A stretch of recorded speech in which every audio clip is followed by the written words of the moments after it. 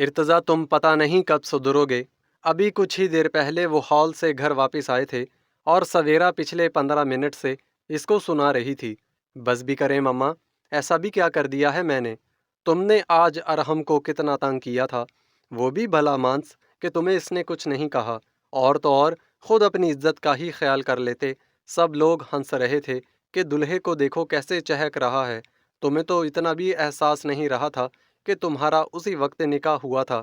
سویرا کو ارتضا پر رہ رہ کر غصہ آ رہا تھا۔ اچھا نا مما، آپ دیکھیے گا کہ میں اپنی شادی پر کیسے چپ چاپ بیٹھا رہوں گا۔ ارتضا نے سویرے کے گلے میں باہیں ڈالتے ہوئے کہا، پیچھے ہٹو، اتنے بڑے ہو گئے ہو، اب بھی میرے کندھے پر جھول رہے ہو۔ سویرا نے اسے پیچھے کیا، تو کس نے کہا تھا کہ ہبا کی شادی والے دن میرا نکاح کرتے؟ اچھا اب جانے دیں، رات گئی بات گئی۔ ارتضا نے جیسے بات کو چٹکیوں میں اڑا دیا تھا۔ اچھا جاؤ آرام کرو۔ سویرا بھی اس سے مزید بات نہیں کرنا چاہتی تھی، اس لیے اسے روم میں جانے کا کہا۔ اچھا بات سنو، تمہاری اسلام آباد کی ٹکٹس ہو گئیں؟ سویرا کو یاد آیا تو پوچھا۔ جی ماما، میری سٹڈیز کا بہت حرج ہو گیا ہے، پیپرز کے بعد ہی اب واپس آؤں گا۔ ارتضا نے کچھ سوچتے ہوئے کہا تو سویرا نے سمجھتے ہوئے سر ہلایا۔ ہاں خیر سے جاؤ، اللہ تمہیں اپنے حفظ و امان میں رکھے، آمین۔ سویرا نے اسے دعا دی تو ارتضا مسکراتے ہوئے کمرے سے نکل گیا۔ زہیب کی آنکھ کھلی تو اسے کسی کی دبی دبی سی سسکیاں سنائی دیں۔ دیکھا مرحا جائے نماز پر بیٹھی رو رہی تھی۔ وہ مرحا کے پاس ہی آ کر بیٹھ گیا۔ کیا ہوا ماہی، ایسے کیوں رو رہی ہو؟ آج تو خوشی کا دن ہے، تمہیں خوش ہونا چاہیے نا۔ وہ اسے روتا دیکھ کر گھبرا گیا تھا، اسی لیے تسلی دینے لگا۔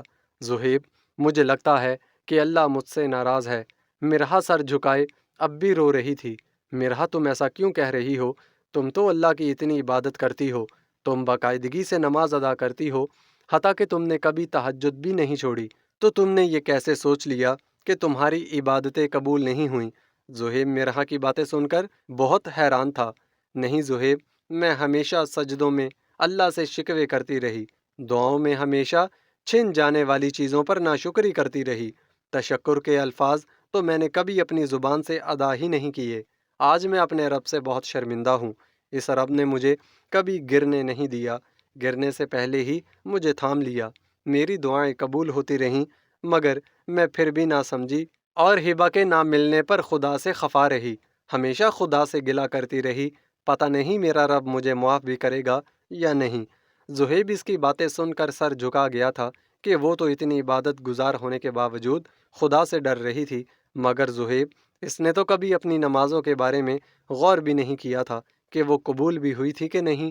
زہیب آپ سو جائیں، آج ساری رات میں شکرانے کے نفل ادا کروں گی، آج میری دعاؤں میں اللہ سے کوئی شکوہ نہیں ہوگا، آج بس میں اپنے رب سے اپنے گناہوں کی معافی مانگوں گی اور مجھے امید ہے کہ وہ مجھے ضرور معاف کر دے گا۔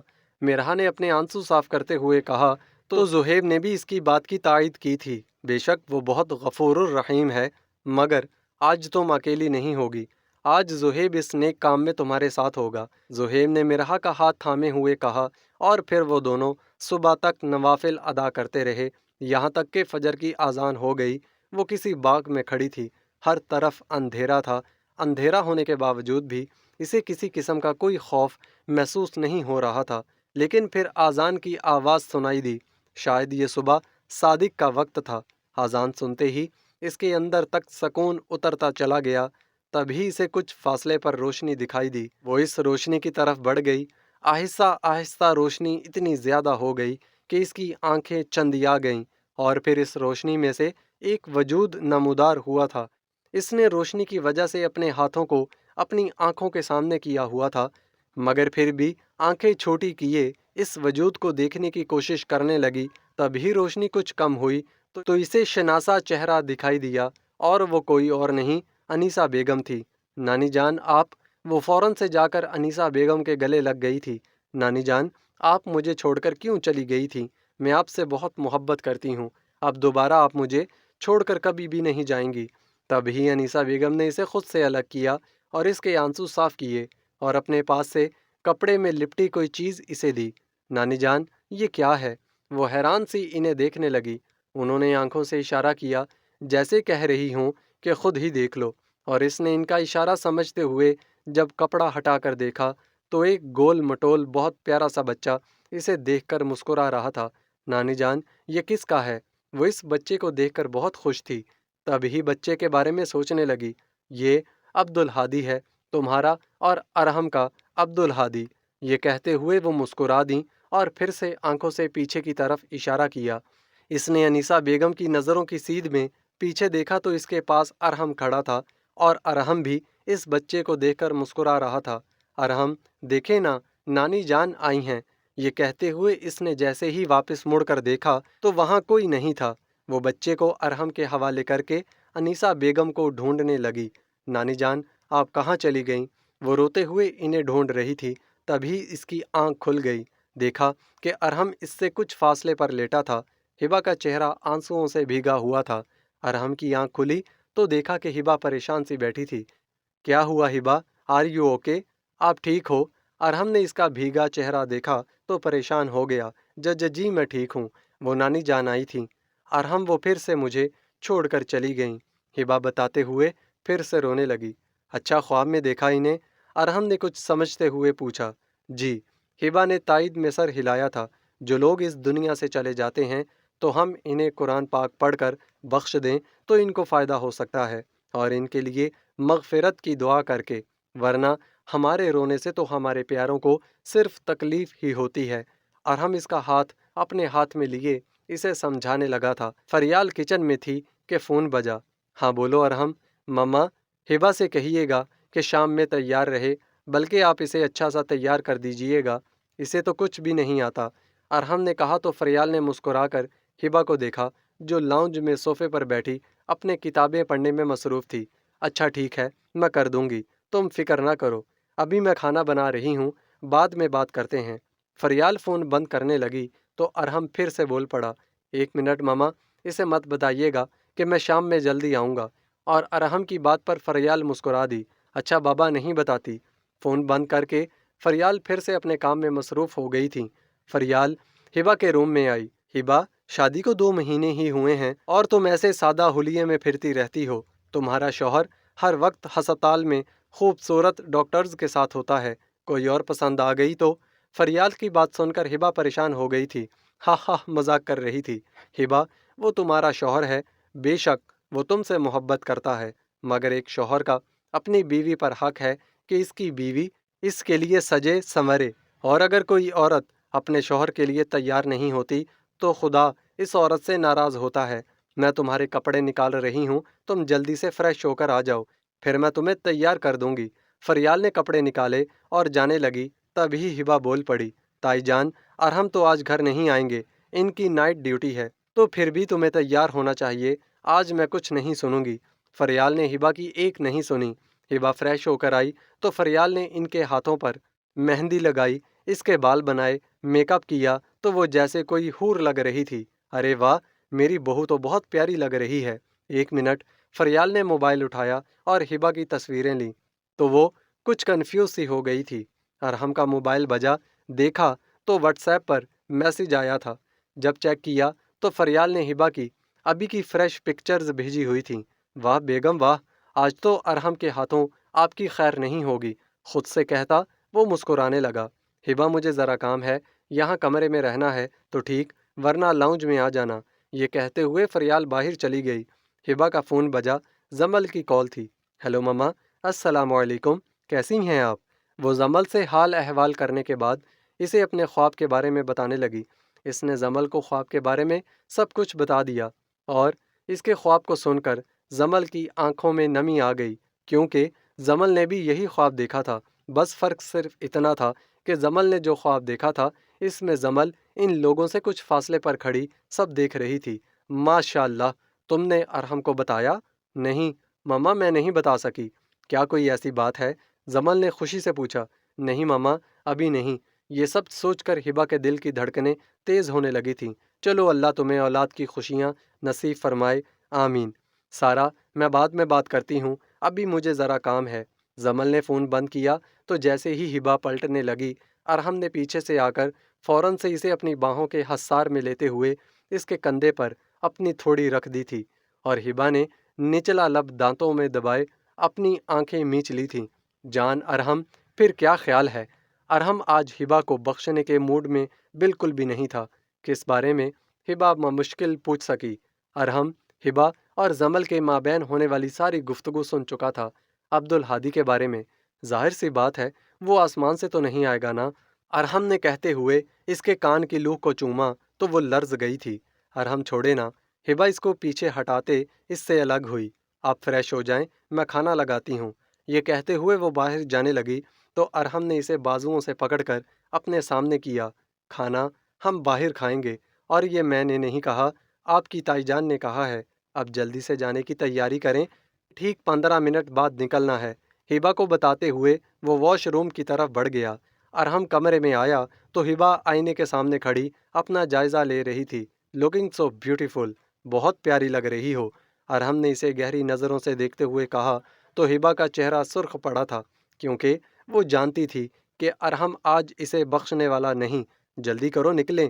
ارحم اسے کہتا خود بھی گاڑی کی چابیاں اٹھاتے اس کا ہاتھ تھامے کمرے سے نکل گیا تھا۔ پھر ارحم اسے ساتھ لیے ریسٹورانٹ کی طرف روانہ ہو گیا تھا، اور پھر وہ دونوں رات 1 بجے واپس گھر آئے تھے۔ ہبا چینج کر کے آئی تو ارحم اس کا انتظار کر رہا تھا۔ آپ سوئے نہیں ابھی تک؟ ہبا نے ارحم کے ارادے جانچتے ہوئے پوچھا۔ آج آپ کو سلا کر سوؤں گا، یہاں آؤ، میرے پاس آ کر لیٹ جاؤ۔ ہبا جانتی تھی کہ آج اس کی بالکل بھی خیر نہیں تھی، مگر مجبوری تھی۔ ارحم کو ناراض بھی نہیں کر سکتی تھی، لہٰذا اس کے پاس آ کر لیٹ گئی۔ جیسے ہی وہ اس کے پاس آ کر لیٹی، ارحم کوہنی تکیے سے ٹکائے اپنے ہاتھ پر سر رکھے ہبا کو دیکھنے لگا۔ آج آپ کا سارا وقت صرف اور صرف آپ کے ہسبینڈ کا ہوگا۔ لیکن ارحم ہبا کو کچھ بول ہی نہیں پا رہی تھی۔ کیا آپ نہیں چاہتی کہ عبدالہادی اس دنیا میں آئے؟ ارحم نے معنی خیز نظروں سے دیکھتے ہوئے پوچھا تو ہبا کے ہاتھ پاؤں ٹھنڈے پڑنے لگے۔ ارحم، مجھے تھوڑا ٹائم چاہیے۔ ہبا نے اس کو قریب ہوتے دیکھا تو گھبرا گئی۔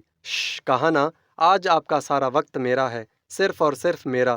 یہ کہتے ہوئے ارحم نے ہبا کے ہونٹوں پر انگلی رکھ کر اسے کچھ بھی بولنے سے منع کر دیا اور لائٹ آف کر دی تھی۔ ارحم، مجھے آپ سے ایک بات کرنی ہے۔ ہبا کچھ پریشان دکھائی دے رہی تھی۔ جی بولیں، میں سن رہا ہوں۔ ارحم ہبا کے پاس آ کر بیٹھ گیا۔ مجھے وہ گھر دیکھنا ہے جس میں کبھی ماما، بابا، بی جان اور آپ سب مل کر رہا کرتے تھے۔ ہبا کی فرمائش پر ارحم مسکرا دیا۔ یہ تو اچھی بات ہے، شام میں چلیں گے، تیار رہنا۔ ابھی تو مجھے نکلنا ہے، اور ہاں، کل عدالت بھی جانا ہے۔ وہ گھر آپ کے نام ہے تو آپ کو کچھ پیپرز پر سائن کرنے ہوں گے، پھر وہ ہمیشہ ہمیشہ کے لیے آپ کا ہو جائے گا۔ ارحم نے بتایا۔ سائن کس لیے؟ ہبا کچھ سمجھ نہیں پا رہی تھی۔ بی جان نے وہ گھر آپ کے نام کیا تھا، آپ کھو گئی تو پھر چچی جان نے ہمیں اس گھر میں رہنے کی اجازت دی تھی، مگر رولز کے مطابق 18 سال کی عمر میں وہ گھر آپ کے نام ہونا تھا۔ لیکن آپ واپس مل گئیں اور اس بات کی تصدیق کروانی ہے۔ انہوں نے تو آپ کو بلایا ہے۔ ارحم نے بتایا تو ہبا نے پھر سے پوچھا تھا، اگر میں نہ ملتی تو؟ اگر آپ نہ ملتی تو اس صورت میں یہ گھر ٹرسٹ میں چلا جاتا۔ یہ بی جان کی وصیت تھی کہ دوسری صورت میں گھر ٹرسٹ میں چلا جائے گا۔ ارحم ساری تفصیل بتا کر ہسپتال کے لیے نکل گیا۔ ہبا آج اس کمرے میں کھڑی تھی جس میں کبھی اس کے ماں باپ رہا کرتے تھے۔ وہ جیسے ہی کمرے میں داخل ہوئی تو سامنے دیوار پر مرحا اور اشر کی تصویریں لگی ہوئی تھیں۔ وہ یک ٹک کتنی ہی دیر تک ان تصویروں کو دیکھتی رہی، اور پھر وہ کمرے کی ہر چیز کو چھو کر دیکھنے لگی۔ کمرے کی ساری چیزیں ویسی کی ویسی ہی تھیں۔ ارحم ہر 2 دن بعد آ کر گھر کی صفائی کرواتا تھا، اس لیے گھر بالکل بھی اجڑا ہوا اور ویران نہیں لگ رہا تھا۔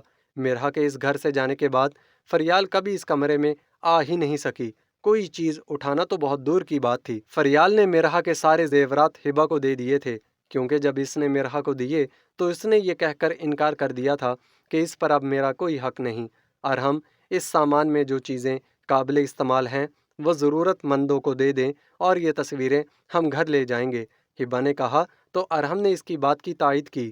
سر، میں چاہتی ہوں کہ یہ گھر ٹرسٹ میں چلا جائے۔ اور ہبا کی اس بات پر وکیل اور ارحم دونوں نے اسے حیرت سے دیکھا تھا۔ آپ ایک بار پھر سوچ لیں، وکیل نے پوچھا تو ہبا گہری سانس لے کر رہ گئی۔ سر، اگر میں کبھی نہ ملتی تو تب بھی یہ گھر ٹرسٹ میں ہی جانا تھا۔ ہبا کے جواب پر وکیل لاجواب ہو گیا تھا۔ ٹھیک ہے، پھر آپ سائن کر دیں۔ وکیل نے پیپرز سامنے رکھے تو ہبا نے فوراً سائن کر دیے تھے۔ ہبا، آپ کی پراپرٹی تھی، آپ نے جو بھی کیا آپ اس کا حق رکھتی تھیں، مگر آپ نے ایسا کیوں کیا؟ ارحم کو ہبا کے اس فیصلے کی وجہ اب تک سمجھ نہیں آئی تھی۔ گھر وہ ہوتا ہے جس میں لوگ رہتے ہیں، خوشیوں سے بھرپور زندگی ہو۔ یہ تو ایک ایسا مکان تھا جو میرے ماں باپ اور میری خوشیوں کو ہی کھا گیا۔ میں اس مکان کو رکھ کر کیا کرتی جو ہمیشہ ہمارے دکھوں کی وجہ بنتا رہا۔ اب ہبا کی آنکھیں نم ہونے لگیں۔ آپ نے بالکل ٹھیک کیا۔ ارحم بھی وکیل کی طرح لاجواب ہو چکا تھا۔ ہبا ارحم سے کبھی بحث نہیں کرتی تھی، لیکن جب کبھی کبھی بولتی تو ایسا بولتی تھی کہ ارحم کچھ بولنے کے قابل نہیں رہتا تھا، اور آج بھی تو ایسا ہی ہوا تھا۔ باقی سارا رستہ خاموشی میں ہی گزر گیا۔ 3 سال بعد احتشام کے دوست نے اپنے بیٹے کے لیے اسوا کا رشتہ مانگ لیا تھا، سو آج اسوا کی شادی تھی۔ ارتضیٰ اور بیا کی شادی اگلے سال ہونی تھی۔ ارحم اور ہبا ایک پیارے سے بچے عبدالہادی کے ماں باپ بن چکے تھے، اور اب تو عبدالہادی بھی 2 سال کا ہو چکا تھا۔ بہت کیوٹ تھا، بالکل ارحم کی طرح۔ اس نے ابھی نیا نیا بولنا سیکھا تھا۔ ارحم کو تو بابا ہی کہتا، مگر ہبا کو اس کے نام سے بلاتا تھا۔ الفاظ صحیح ادا نہیں کر پاتا تھا تو ہبا کو ابا کہہ کر پکارتا تھا، جس پر ہبا کا اچھا خاصا موڈ خراب ہو جاتا۔ ابھی بھی وہ ہبا کو ابا ہی کہہ رہا تھا۔ نہیں بیٹا، بری بات۔ مما، میں آپ کی مما ہوں، بولو مما۔ ہبا نے پھر سے کوشش کی کہ اس سے مما کہلوائے، مگر وہ تو اپنے باپ کے نقش قدم پر چل رہا تھا کہ وہ بھی تو اس کی ماں کو ہبا ہی کہتا تھا۔ پہلے ہبا کو منہ بناتے ہوئے غور سے دیکھا، پھر مسکراتے ہوئے کہا ابا۔ اب کی بار ہبا تپ گئی تھی اور ارحم اس کو غصے میں دیکھ کر ہنس رہا تھا۔ اچھا چلو، میں بھی اسے اپنا نام سکھا دیتا ہوں۔ ارحم نے ہبا کے بگڑتے تیور دیکھے تو اس کا موڈ صحیح کرنے کے لیے کہا، عبدالہادی، بولو ارحم۔ میرا نام ارحم ہے۔ بابا کا کیا نام ہے؟ ارحم، جلدی سے بتاؤ۔ بابا کا کیا نام ہے؟ ارحم اس کی طرف دیکھ رہا تھا۔ نہیں، بابا۔ عبدالہادی کو شاید ارحم بولنا نہیں آتا تھا، تب ہی فوراً سے بابا کہہ دیا، اور عبدالہادی کے جواب پر ارحم کہا لگا کر ہنسا تھا۔ مجھے پتا ہے، دونوں باپ بیٹے ملے ہوئے ہیں۔ یہ کہتے ہوئے ہبا جانے لگی تو عبدالہادی رونے لگا۔ ابا، ابا، اور اس کی معصومیت پر ہبا کو ہنسی آ گئی تھی۔ ہبا اور ارحم دونوں باتیں کرتے ہوئے مسکرا رہے تھے، اور دور کھڑی مرہا انہیں خوش دیکھ کر پرسکون ہو گئی تھی کہ اگر مرہا نے خدا پر بھروسہ کیا، اس کی عبادت کی، تو خدا نے بھی نہ صرف اسے بلکہ اس کے بھائی اور بیٹی ہبا کو ذلیل و خوار ہونے سے بچا لیا تھا کہ احتشام جیسے پھنس گیا تھا تو اس کی امید اسے نہیں تھی کہ وہ کبھی واپس آ سکے گا، یا پھر ہبا دوبارہ کبھی زندگی میں اسے مل بھی سکے گی۔ اور پھر اشر کے چلے جانے کے بعد کیسے اسے زہیب جیسا ہم سفر ملا کہ اگر مرہا کو اس کا ہاتھ نہ ملتا تو وہ زمانے کی ٹھوکریں کھا رہی ہوتی۔ مگر سچ ہے کہ اس نے کبھی صبر کا دامن ہاتھ سے نہیں چھوڑا، اور عبادتوں میں کبھی غفلت نہیں برتی، تو خدا نے بھی اس کو رسوا ہونے سے بچا لیا۔ پیارے سامعین محترم، یہ ناول کی آخری ایپیسوڈ تھی، اور میں امید کرتا ہوں کہ آپ ہماری ویڈیو کو لائک اور ہمارے چینل کو سبسکرائب نہ کر کے ہماری محنت کو ضائع نہیں ہونے دیں گے۔ انشاءاللہ ایک اچھے ناول کے ساتھ دوبارہ آپ کی خدمت میں حاضر ہوتے ہیں۔